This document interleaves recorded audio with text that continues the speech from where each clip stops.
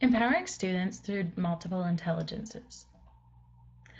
This is basically about a person who is given the opportunity to work with some students in the education system who weren't getting good grades and they needed more attention.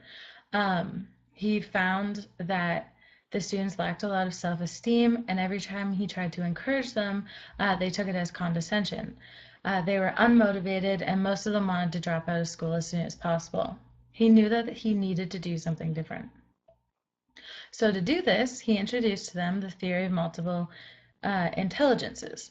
So these include like logical, verbal linguistic, visual spatial, musical, and others.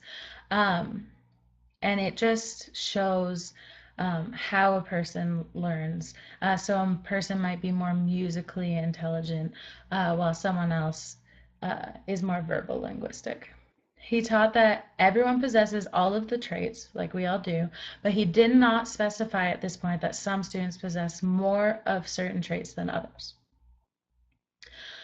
So next he held some small groups.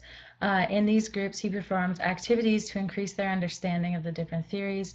This included questionnaires and games that implemented the different intelligences. He also had the students write down different ideas for each type of learning. An example of this would be for multiple intelligence, have the student create a song rather than write an essay for an assignment.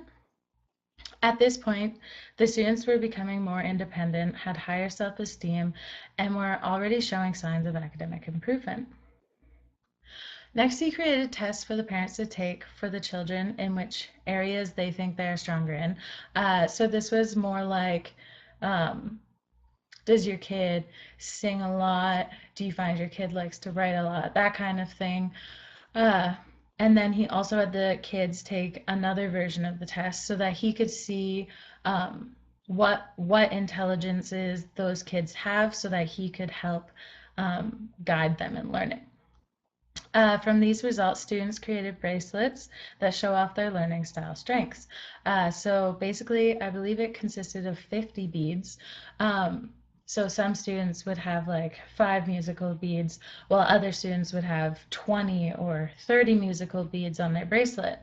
And at this point, the students began to learn that there was no right or correct way of learning and that no student should be judged for how they learn.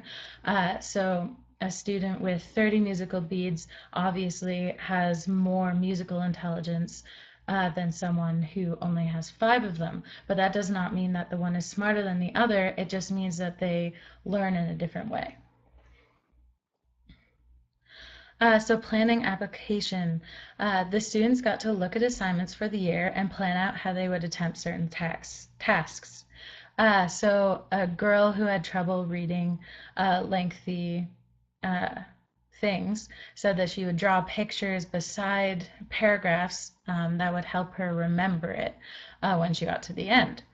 The teacher also gave the student choices on how they would complete assignments. So before, students would pick based off of friends' choices or not care, and now he found that the students chose based off of their learning styles. Uh, he also found that when he assigned groups to the students, they were more drawn to students who would complement their learning styles rather than based off of popularity. So overview. Overall, it was found that students show more confidence and get better grades when they know about different intelligences. They learn that there's no right or correct way of learning, and students apply learning styles in their everyday lives. However, it was pointed out that the teacher can't really be with them all the time or read their mind. So why did I choose this case? It really applies to me. In my childhood, I learned a lot differently than other students and needed a lot of help. And controversy, some people may think that is a waste of time, while other people say that is a great use of time. So these are the discussion questions. If you can just give them a quick read, and then we'll talk about them when we get back into class. Thank you.